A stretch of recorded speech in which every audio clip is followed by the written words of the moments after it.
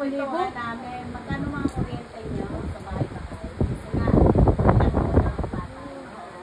Basta kami, nagbumukta ko na aircon alas 11 ng I am the winner.